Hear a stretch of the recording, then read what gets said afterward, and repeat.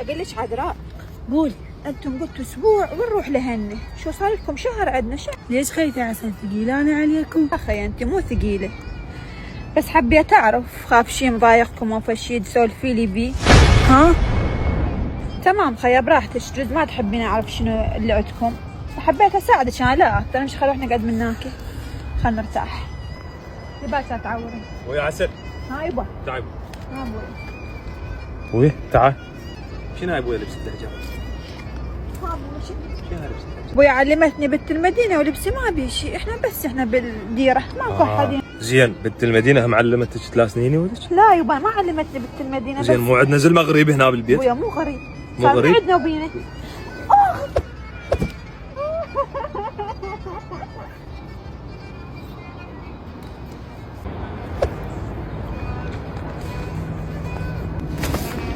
عمي هذا الشيء غلط.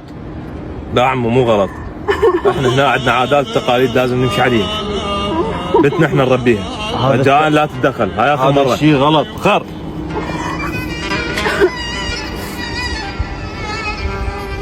ومليت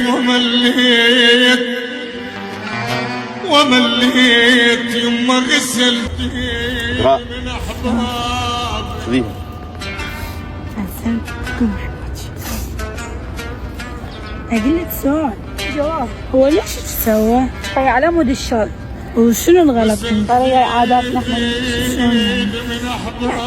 هنا عادات كلش تعبانه، ما توقعت شيء. اخويا سيف شنو خو ماكو شيء؟ صاير شيء؟ لا والله اخوي سمعت تصريخ.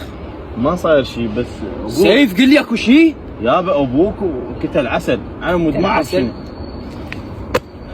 ما والله توقعت هذا. الحمد لله ماكو شيء. سيف هاي المقدله البنيه ام الشعر. ايه مقدله؟ البنيه اللي تمشي ويا عسل.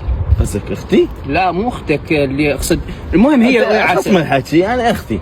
اي اقصد انا على ابوي وابوي، خو ما حكوا وياها لان ابوي عصبي، تعرف انت بهذا الشيء. يعني حتى اختي. وانا جاي اسالك من صار صريخ، ما ادري ابوي. لا الحمد لله البنيه خوش ابني. اخوي انا جيت اصلا على العصر ارجع اخذها على العصر؟ اي اخوي اسوي حطب، يلا في مال الله. جندول ما عسل! أحكي الموضوع. عسل